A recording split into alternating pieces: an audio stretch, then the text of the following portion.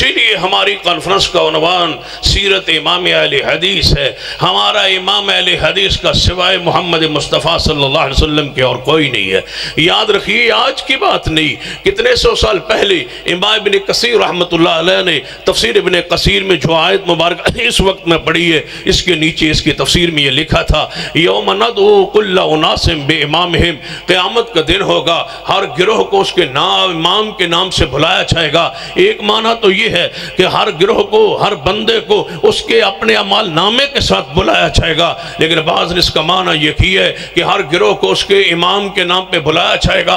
اگر یہ معنی حق و درست ہے تو پھر سن لیجیے امام ابن کثیر رحمت اللہ علیہ فرماتے ہیں آج کی بات نہیں، کتنے سو سال پہلے کی بات ہے، اور لفظ اہل حدیث کے ساتھ ہے۔ لوگ وہ سنے جو لفظ اہل حدیث سے چڑھتے ہیں، وہ لوگ سنے جو لفظ اہل حدیث سے گھبراتے ہیں، وہ لوگ سنے جو لفظ اہل حدیث سے پریشان ہوتے ہیں، وہ سنے جو کہتے لفظ اہل حدیث دعوت دین میں رکاوٹ ہے۔ جماعت کے نام کے اندر لفظ اہل حدیث نہ ہو، مسجد کے نام کے اندر لفظ اہل حدیث نہ ہو، کتاب کے اندر لفظ اہل حدیث نہ ہو، تو میں پوچھتا ہوں پھر ہوگا کیا؟ کہتے ہیں لوگ زیادہ ہمارے ساتھ مل جائیں گے، اہل حدیث ہو جائیں گے۔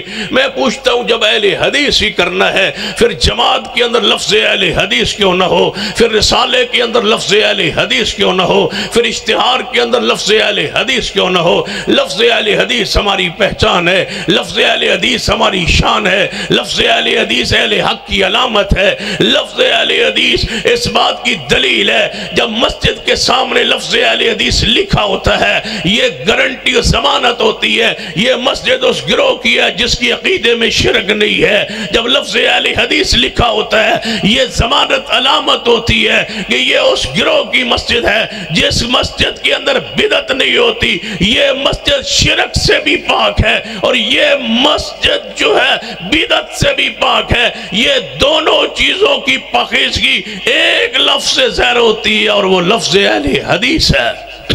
اس لیے کہ ہمیں آج تک رب کی زمین پر کوئی ایسا گروہ بندہ نہیں ہے جس نے ہمیں مشرک کہا ہو یا ہمیں بدعتی کہا ہو۔ ناراض لوگ ہوتے ہیں، پریشان ہوتے ہیں اور کہتے ہیں آپ وہابی ہیں، نجدی ہیں، غیر مقلد ہیں، سارا کچھ کہتے ہیں، لیکن ہمیں مشرک کوئی نہیں کہتا اور ہمیں بدعتی کوئی نہیں کہتا۔ اے اللہ تیری زمین پر ہمیں مشرک کہنے والا کوئی نہیں، اے اللہ تیری زمین پر ہمیں مشرک کہنے والا کوئی نہیں ہے اور بدعتی کہنے والا کوئی نہیں ہے۔ زمانہ مان گئے، اپنے مان گئے، بیگانے مان گئے، دنیا مان گئی کہ اہل حدیث مشرک نہیں ہوتے۔ تو یا اللہ تیرا وعدہ ہے ان اللہ لا یغفر ان یشرک بہ ویغفر ما دون ذلک لمن یشاء۔ اس لیے علامہ شہید فرمایا کرتے تھے قیامت کا دن ہوگا، اللہ پوچھے گا احسان علیہ ظہیر کیا لے کے آئے گو؟ تو میں کہوں گا یا اللہ سارا مال نامہ دیکھ لیں، گناہوں سے بھرا ہوا ہوگا لیکن تیرے جلال کی قسم ہے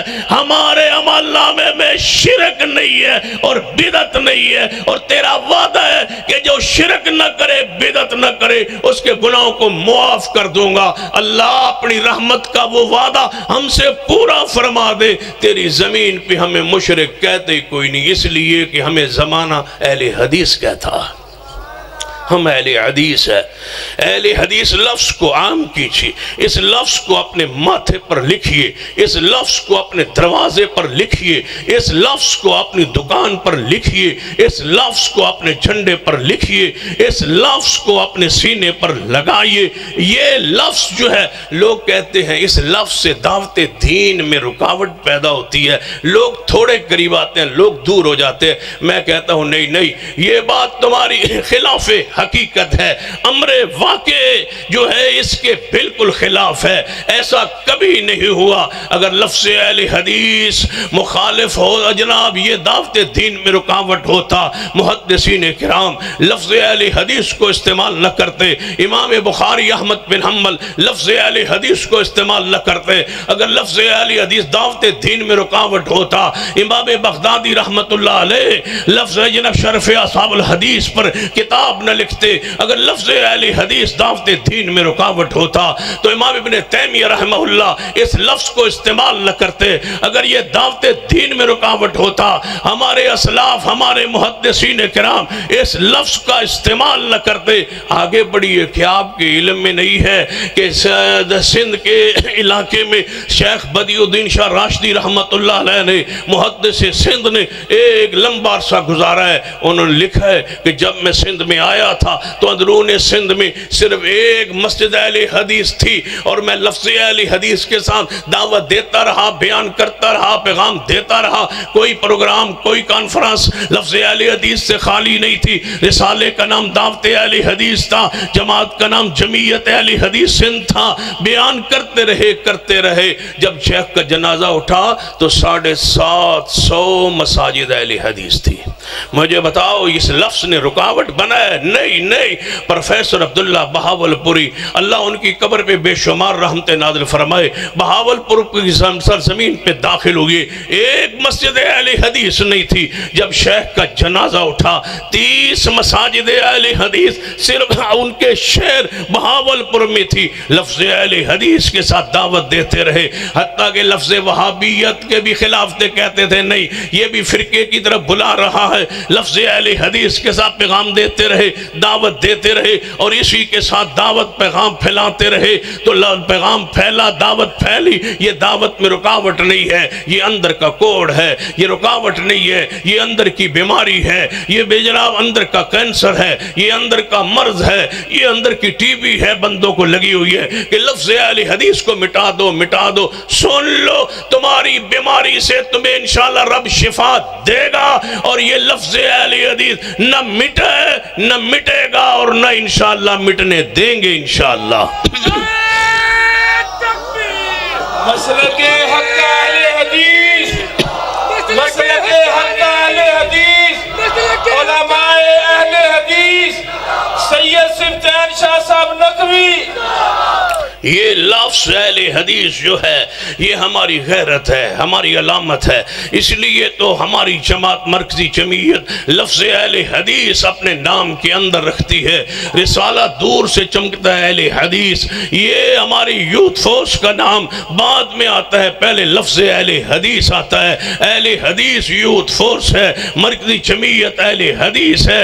اہل حدیث کو ہم نے اپنا شعار بنایا ہے. اہل حدیث لفظ ہماری پہچان ہے. آگے بڑھیے, یہ شیخ سمیع اللہ شاہد صاحب موجود ہے, یہ اس بات کی گواہی دیں گے. جناب شیخ سلطان محمود جلال پور پیر والے رحمت اللہ علیہ فرمایا کرتے تھے, کسی نے پوچھا کہ جب آپ جلال پور آئے تھے تو کیفیت کیا تھی؟ فرمایا کوئی اہل حدیث نہ تھا. فرمان لگے اب میں اگر جلال پور سے ملتان کا سفر پیدل کروں 6 ماہ مجھے لگ جائیں, اگر 1 منٹ میں ایک اہل حدیث کے پاس وقت گزاروں, 1 منٹ بیٹھوں تو 6 ماہ لگ جائے مجھے ملتان تک پہنچتے ہوئے. اتنے اہل حدیث ہوئے ہیں. لفظ اہل حدیث کے ساتھ اہل حدیث ہوئے ہیں. بستیوں کی بستیاں اہل حدیث ہوئی. کیا شیخ القرآن مولانا محمد حسین شوقی رحمہ اللہ نے لفظ اہل حدیث کو چھپایا ہے؟ نہیں, بیان کیا. لفظ اہل حدیث کے ساتھ بستیوں کی بستیاں اہل حدیث ہوئی. مناظر اسلام حافظ عبداللہ شوقی رحمہ اللہ نے لفظ اہل حدیث کے ساتھ دعوت دی. پورے ملک میں یہ جناب دعوت مقبول ہوئی. شیر ربانی علامہ حبیب الرحمن یزدانی شہید رحم اللہ نے لفظ اہل حدیث کے ساتھ دعوت دی اور پورے ملک میں مقبول ہوئی. حضرت مولانا صادق سیالکوٹی رحم اللہ نے صلاۃ الرسول لفظ اہل حدیث کے ساتھ لکھی اور پوری دنیا میں لاکھوں بندے اپنی نماز کی اصلاح کی صلاۃ الرسول پڑھ کے. حافظ محدث گوندلوی رحم اللہ نے لفظ اہل حدیث کے ساتھ دعوت کو پیش کیا. شیخ الحدیث مولانا عبداللہ صاحب رحمہ اللہ نے لفظ اہل حدیث کے ساتھ دعوت کو پیش کیا. مولانا محمد اسماعیل سلفی رحمہ اللہ نے لفظ اہل حدیث کے ساتھ دعوت کو پیش کیا. علامہ احسان لیثری شہید رحمت اللہ علیہ نے لفظ اہل حدیث کے ساتھ اپنی جماعت, اپنے تقریر, اپنے خطبات میں لفظ اہل حدیث کے ساتھ دعوت کو پیش کیا. لوگوں نے قبول کیا. سن لو لفظ اہل حدیث جو ہے یہ ہمارے اسلاف کی قربانیوں کا صلہ اور نتیجے کی وجہ سے محفوظ ہے اور موجود ہے. ہماری کوئی شناخت لینا چاہے ہم نہیں دیں گے. لفظ اہل حدیث کوئی آج کی بات نہیں ہے. کتنے سو سال پہلے پیر عبد القادر جیلانی رحمت اللہ علیہ نے غنیت الطالبین میں گمراہ فرقوں کا تذکرہ کیا.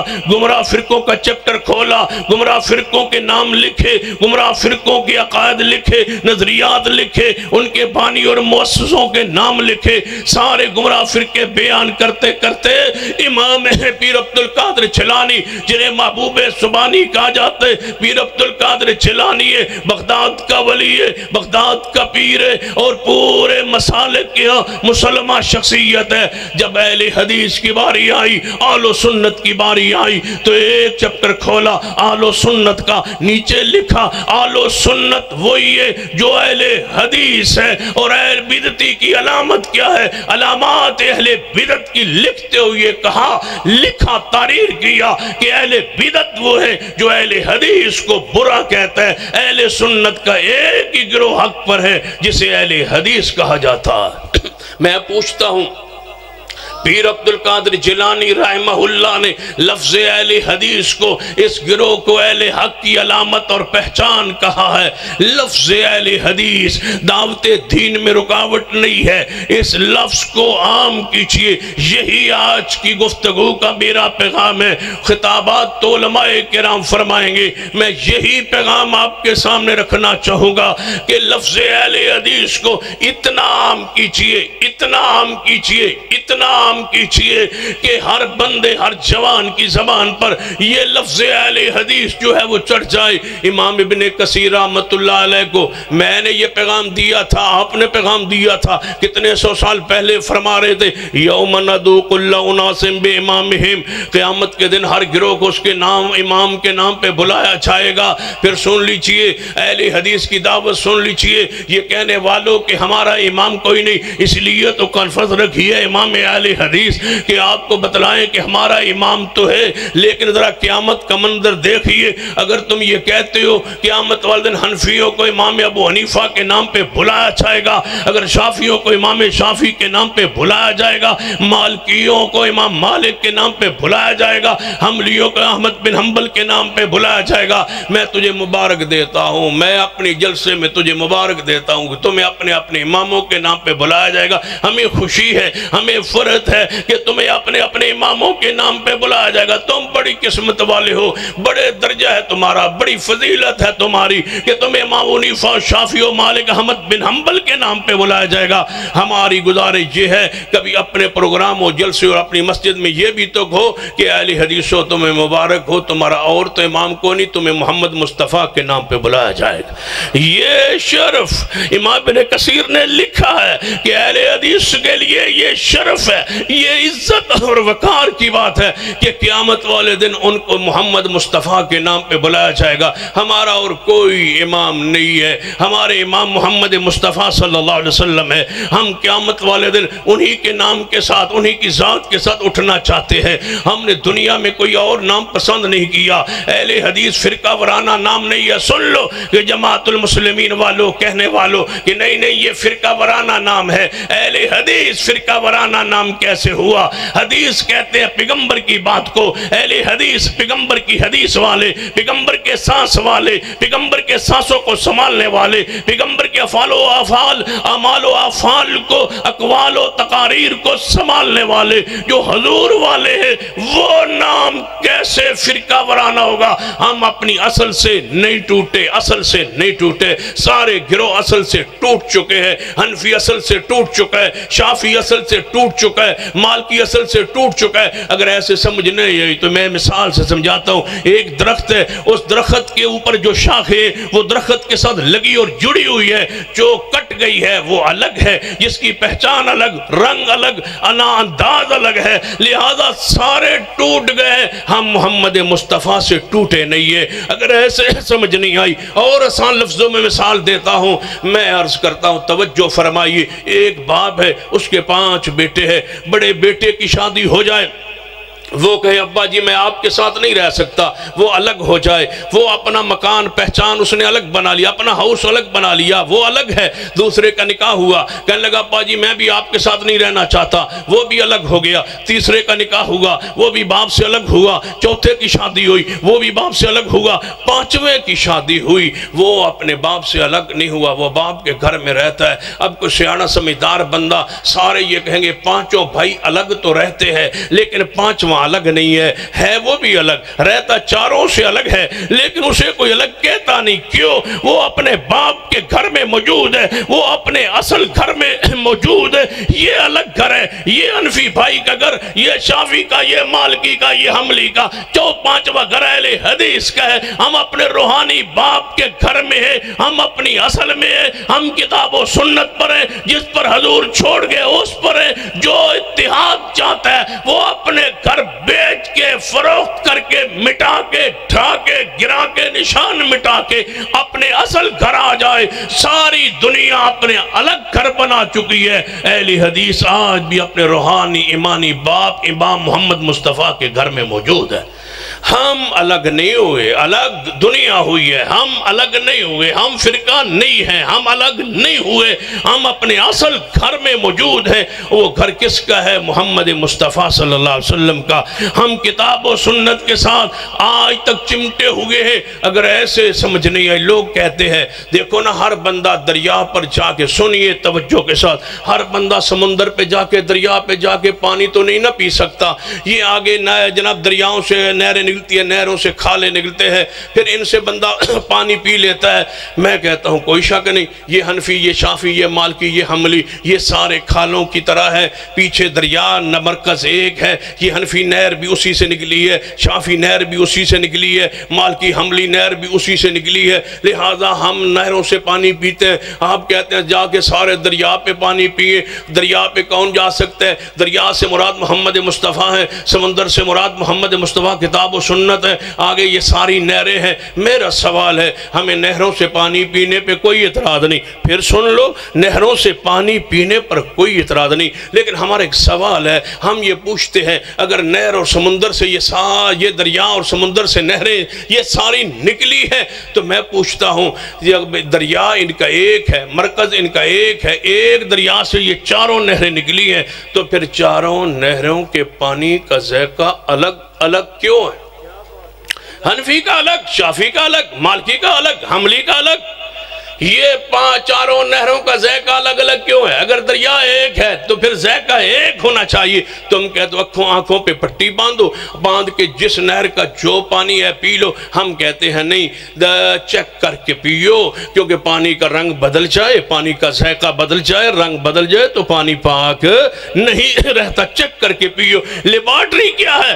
یا ایھا الذین آمنوا اطیعوا اللہ واطیعوا الرسول واولی الامر منکم فإن تنازعتم فی شیء فردوہ الی اللہ والرسول۔ ہم کہتے ہیں حنفی نہر کا پانی چیک کرواؤ، اگر مصطفیٰ کے ساتھ مل جائے پی لو، شافعی کا، مالکی کا، حنبلی کا۔ تم کہتے ہو صرف ایک نہر کا پانی پیو، صرف ایک نہر کا پانی پیو، صرف ایک نہر کا پانی پیو، تینوں نہروں کو چھوڑ دو۔ میں پوچھتا ہوں جب ایک دریا سے نکلی ہے تو پھر ان کو چھوڑے کیوں؟ پھر ایک امام کے پیچھے کیوں چلے؟ پھر چاروں کے پیچھے چلے۔ اگر چاروں کی سمجھ نہیں آتی تو پھر چاروں کا پانی چیک کروا لے، جس کا لیبارٹری کے ساتھ مل جائے، جس کا اصل کے ساتھ مل جائے، جس کا قرآن و سنت سے مل جائے، اس کو پانی کو پی لے۔ جس کا پانی کتاب و سنت سے نہ ملے، جس کا پانی دریا سے نہ ملے، جس کا پانی فَإِن تَنَازَعْتُمْ فِي شَيْءٍ فَرُدُّوهُ إِلَى اللَّهِ وَالرَّسُولِ سے نہ ملے، جس کا پانی فَلَا وَرَبِّكَ لَا يُؤْمِنُونَ حَتَّى يُحَكِّمُوكَ فِي مَا شَجَرَ بَيْنَهُمْ سے نہ ملے، جس کا پانی وَإِذَا قِيلَ لَهُمْ تَعَالَوْا إِلَىٰ مَا أَنزَلَ اللَّهُ وَإِلَى الرَّسُولِ سے نہ ملے، جس کا پانی وَمَن يُشَاقِقِ الرَّسُولَ مِن بَعْدِ مَا تَبَيَّنَ لَهُ الْهُدَىٰ وَيَتَّبِعْ غَيْرَ سَبِيلِ الْمُؤْمِنِينَ سے نہ ملے، جس کا پانی یا ایھا الذین آمنوا اطیعوا اللہ واطیعوا الرسول ولا تبطلوا اعمالکم سے نہ ملے، اس دریا، اس نہر کا پانی چھوڑنا پڑے گا۔ تم کہتے ہو آنکھیں بند کر کے پیو، ہم کہتے ہیں کتاب و سنت سے چیک کر کے پیو، کہتے ہو تم اماموں کو نہیں مانتے۔ میں آج اس مقام پہ بیٹھا ہوں، میں کہتا ہوں کون سے امام ہے جس کو ہم نہیں مانتے؟ اللہ کے بندو، اہل حدیث کا مسلک مسلک ہی پیارا ہے۔ اہل حدیث مسلک کی وسعت یہ ہے، مسلک اہل حدیث کا حسن یہ ہے کہ ہمارے مسلک میں کسی ہستی و شخصیت کا انکار ہے ہی نہیں، گستاخی ہے ہی نہیں۔ میں پوچھتا ہوں، ایک امام ابو حنیفہ رحمت اللہ علیہ کے نام پہ مذہب بنا کے بیٹھے، وہ باقی 3 اماموں کو مانتا تو ہے نا، کہتے ہیں جی ہم سارے اماموں کا مانتے ہیں۔ میں کہتا ہوں ہم بھی مانتے ہیں، لیکن ہمارے اور تمہارے ماننے میں فرق ہے۔ تم کیسے مانتے ہو؟ کہتے ہیں ہم امام ابو حنیفہ کو مانتے ہیں، ان کی تقلید کرتے ہیں۔ میں پوچھتا ہوں امام شافعی کو کیسے مانتے ہو؟ کہتے ہیں ہم ان کو صرف مانتے ہیں لیکن ان کی تقلید نہیں کرتے۔ میں نے کہا امام مالک کو مانتے ہو؟ کہتے ہیں مانتے ہیں لیکن ویسے مان لیتے ہیں لیکن تقلید نہیں کرتے۔ احمد بن حنبل کو تم مانتے ہو؟ کہتے ہیں مانتے ہیں، تقلید نہیں کرتے۔ میں نے کہا تینوں کو تقلید کے بغیر مانتے ہو نا؟ کہتے ہیں مانتے ہیں۔ اس کا مطلب ہے تینوں کو بغیر تقلید کے مانا جا سکتا ہے، چوتھے پر پابندی کیوں؟ تینوں کو اگر بغیر تقلید کے مانا جا سکتا ہے تو امام ابو حنیفہ رحم اللہ کو بھی بغیر تقلید کے مانا جا سکتا ہے۔ تم 3 کو ویسے مانتے ہو، ایک کی تقلید کرتے ہو، ہم چاروں کو ویسے مانتے ہیں، اطاعت محمد مصطفیٰ کی کرتے ہیں، اطاعت رسول اللہ کی، یہ رسول اللہ کا حق ہے۔ ہمارے مسلک کے بہت سارے خصائل اور خوبی ہے، ان خوبیوں میں سے چند خوبیوں کا چند منٹوں میں ذکر سنیے۔ ہمارے مسلک کی پہلی خوبی یہ ہے کہ ہم نے آج تک شرک نہیں کیا۔ الذین آمنوا ولم یلبسوا ایمانهم بظلم اولئک لهم الامن وهم محتدون۔ قرآن کہتا ہے وہ ہدایت یافتہ ہیں جن کے عقیدے میں شرک نہیں ہے۔ ہمارے عقیدے میں شرک نہیں ہے۔ ہمارے گروہ کا، ہمارے مسلک کا دوسرا جناب علامت اور نشانی اور پہچان یہ ہے کہ اللہ کی قسم ہم نے کبھی کسی بدعت پر عمل نہیں کیا۔ ہم سنت پر قائم ہے، خوشی ہو یا غمی ہو، سفر ہو یا حضر ہو، وضو ہو یا کوئی معاملہ ہو، عبادت ہو یا معاملات ہو، ایک ایک مسئلے میں کتاب و سنت پر عمل کرتے۔ یہ ہمارے مسلک کی خوبی ہے۔ ہماری تیسری یہ ہے کہ ہم مصطفیٰ علیہ السلام کی اتباع خالص اطاعت کرتے ہیں اور قیامت تک ان کی اطاعت کو جائز، ضروری اور واجب سمجھتے ہیں۔ ہم نے آج تک کوئی نہ ظاہری نہ باطنی کوئی اپنا مرشد نہیں بنایا۔ محمد مصطفیٰ صلی اللہ علیہ وسلم کو اپنا آخری رسول سمجھتے ہیں، آپ کی ختم نبوت پر ایمان رکھتے ہیں، آپ کی ذات کو آخری سمجھتے ہیں، آپ کی بات کو آخری سمجھتے ہیں، آپ کی اطاعت کو آخری سمجھتے ہیں، آپ کی اتباع کو آخری سمجھتے ہیں۔ ہمارے مسلک کی خوبی یہ ہے کہ ہم مصطفیٰ کے صحابہ کی تحقیر و نہیں کرتے۔ ہم ہر محمد کے صحابی کو جنت کا وارث سمجھتے ہیں۔ ہم صحابیت کے درجے کو بڑا اونچا درجہ سمجھتے ہیں۔ صحابی رسول کوئی ہو، وہ صدیق ہوں، عمر ہوں، عثمان ہوں، سیدہ عائشہ صدیقہ ہوں، ازواج رسول ہوں، بنات رسول ہوں، وہ امیر معاویہ ہوں، وہ ابو سفیان ہوں، وہ سیدہ ہند ہوں یا کوئی اور صحابی ہو، جو صحابی ہو وہ ہمارے لیے واجب الاحترام، واجب الاکرام ہے، وہ جنت کا وارث ہے۔ ہمارے مسلک کی خوبی ہے کہ آج تک ہم نماز ویسے ہی پڑھتے ہیں جیسے مصطفیٰ نے پڑھی۔ ہماری نماز میں ایک عمل ایسا نہیں ہے جو سنت سے ہٹا ہوا ہے۔ یا اگر سمجھنا ہے تو آج بھی مدینہ جائیں، جہاں حضور پڑھ کے گئے، وہاں نماز ویسے جیسے یہاں ہے، ویسے نماز یہاں پڑھی جا رہی ہے، ایسے ہی نماز یہاں پڑھی جا رہی ہے۔ اگر ایسے سمجھنا ہے تو صحیح البخاری کھول لو، کتاب الصلاۃ کھول لو، جو بخاری میں ہے وہ اہل حدیث کو ملاتے جاؤ۔ اگر ایک عمل حدیث سے نہ ملتا ہو تو ہم تمہارے مجرم ہیں۔ اور حضور نے فرمایا تھا من صلی صلاتنا، جو ہمارے ذبیحے کو کھا لیتا ہے، ہمارے قبلے کو اپنا قبلہ سمجھتا ہے اور نماز ہماری جیسے پڑھتا ہے، وہ مسلم ہے، وہ مسلمان ہے۔ جو نماز ہماری جیسے پڑھتا ہے، ہم ہیں نماز رسول اللہ صلی اللہ علیہ وسلم جیسی پڑھنے والے۔ ہم جب ہاتھ اٹھاتے ہیں عین سنت کے مطابق کندھوں کے برابر یا کانوں کے لو کے برابر اٹھاتے ہیں۔ جب ہاتھوں کو باندھتے ہیں دایاں اوپر بایاں نیچے ذرا پر باندھ لیتے ہیں اور سینے پر باندھتے ہیں، جہاں حضور نے فرمایا ہماری نقشہ نماز جو ہے ایسا اللہ کی قسم کہ آپ حدیث کو پڑھتے جائیں تو ایسے لگتا ہے جیسے امام شافعی نے فرمایا تھا کسی اہل حدیث کو دیکھتا ہوں تو ایسے محسوس ہوتا ہے محمد کے صحابی کو دیکھ لیا۔ تبھی تو ہم ہاتھ جب سینے پر دیکھتے ہیں پھر اپنے نماز کے اندر وہی کلمات پڑھتے ہیں جو حدیث صحیحہ سے ثابت ہیں۔ پھر جناب سورۃ الفاتحہ پڑھتے ہیں، فاتحہ کے بعد آمین کہتے ہیں، آمین کے بعد قرات امام سنتے ہیں، پھر رکوع میں جاتے ہیں، رکوع سے اٹھتے جاتے اٹھتے رفع الیدین کرتے ہیں، پھر سمی اللہ لمن حمدہ ربنا ولک الحمد کہتے ہیں، پھر ایسی دعا پڑھتے ہیں۔ اگر ہم نہ ہوتے تو شاید رب کی زمین پہ یہ دعا پڑھتا ہی کوئی نہ۔ حمدن کثیرا طیبا مبارکا فیہ۔ کبھی کبھی میں حدیث پہ غور کرتا ہوں، اگر اہل حدیث نہ ہوتے تو دوہری اذان کون دیتا؟ اگر اہل حدیث نہ ہوتے تو تہجد کے وقت اذان کون دیتا؟ اگر اہل حدیث نہ ہوتے اقاری اقامت رب کی زمین پہ کون کہتا؟ اگر اہل حدیث نہ ہوتے اونچی جنازہ پڑھنے والی حدیث پہ عمل کون کرتا؟ اگر اہل حدیث نہ ہوتے ہاتھ سینے پر کون باندھتا؟ اگر اہل حدیث نہ ہوتے پگڑی پر مسح کون کرتا؟ اگر اہل حدیث نہ ہوتے جرابوں پر مسح کی حدیث پہ عمل کون کرتا؟ اگر اہل حدیث نہ ہوتے تو بارش میں اللہ صلو فی الرحال کون کہتا؟ اگر اہل حدیث نہ ہوتے تو بارش میں مغرب و عشاء کو زور و عصر کو اکٹھا کون پڑھتا؟ اہل حدیث نہ ہوتے سفر میں نمازوں کو اکٹھا کون کرتا؟ اہل حدیث نہ ہوتے اونچی آمین کون کہتا؟ اہل حدیث نہ ہوتے 8 تراویح والی صحیح البخاری کی حدیث پر عمل کون کرتا؟ اہل حدیث نہ ہوتے پاؤں سے پاؤں چھوڑنے والی حدیث پر عمل کون کرتا؟ اہل حدیث نہ ہوتے اونچی آمین کون کہتا؟ اہل حدیث نہ ہوتے اللہ کی قسم 8 تراویح والی حدیث پر عمل کون کرتا؟ اہل حدیث نہ ہوتے ایک وتر والی حدیث پہ عمل کون کرتا؟ اہل حدیث نہ ہوتے 5 7 9 وتر والی حدیث کو کون مانتا اور کون اس پہ عمل کرتا؟ اہل حدیث نہ ہوتے حمدن کثیرن والی حدیث پر کون عمل کرتا؟ اہل حدیث نہ ہوتے جلسہ استراحت کون بیٹھتا؟ اہل حدیث نہ ہوتے آخر تشہد میں تورک کون کرتا؟ اہل حدیث نہ ہوتے نماز کے بعد سلام پھرنے کے بعد اللہ اکبر کون کہتا؟ جب شابی چھوڑ گئے، حملی چھوڑ گئے، مالکی چھوڑ گئے، حنفی چھوڑ گئے، ہم ہی ہے جو سلام پھیرتے ہوئے فور اونچی کہتے اللہ اکبر سبحان اللہ سبحان استغفر اللہ استغفر اللہ استغفر اللہ۔ تکبیر کے بعد 3 مرتبہ استغفر اللہ ہم کہتے ہیں، اللہ اکبر ہم کہتے ہیں۔ کون ہے اگر ہم نہ ہوتے تو نماز کے بعد مسنون اذکار پہ عمل کون کرتا؟ اگر ہم نہ ہوتے اللہم اہدنی فی من ہدیت رب کی زمین پہ کون پڑھتا؟ اہل حدیث کو اللہ نے بنایا ہی حدیث کی حفاظت کے لیے۔ اگر ہم نہ ہوتے قرآن پاک کی تعویل جو ہو رہی ہے ان کو کون بچاتا؟ اگر ہم نہ ہوتے جو قرآن سے جشن ثابت کر رہے ہیں ان کو کون روکتا؟ اگر ہم نہ ہوتے تو قرآن کی سنت حدیث کے ساتھ تعبیر و تفسیر کون کرتا؟ ہم نہ ہوتے خبر واحد کو حجت اسلام اور دین اور عقیدے میں کون مانتا؟ ہم نہ ہوتے تو اللہ کی قسم اسلام دین شریعت مٹ گئے ہوتے۔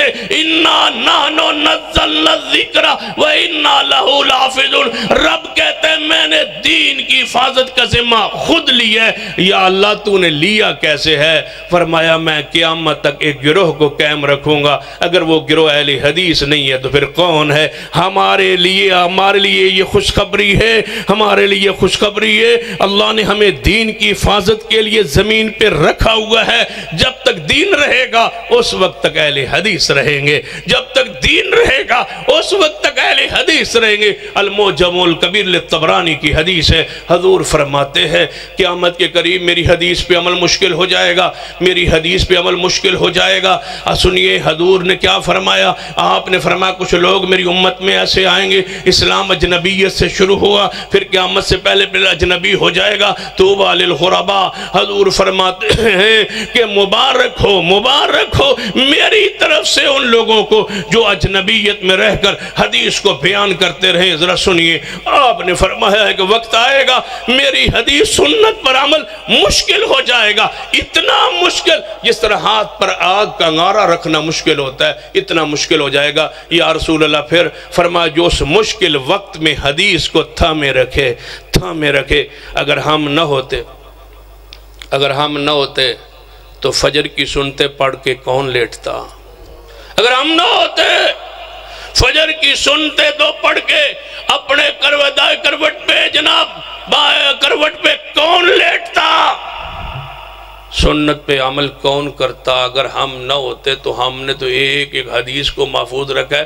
حضور فرماتا ہے جو مشکل وقت میں میری حدیث پہ عمل کرتا رہے، جب ہاتھ پہ آگ کا انگارہ رکھنا جتنا حدیث پہ عمل مشکل ہو جائے اس وقت عمل کرتا رہے، میں محمد خوشخبری دیتا ہوں اللہ اس بندے کو 50 صحابہ کرام کے برابر ثواب دے گا۔ اگر ہم نہیں ہیں تو پھر کون ہے؟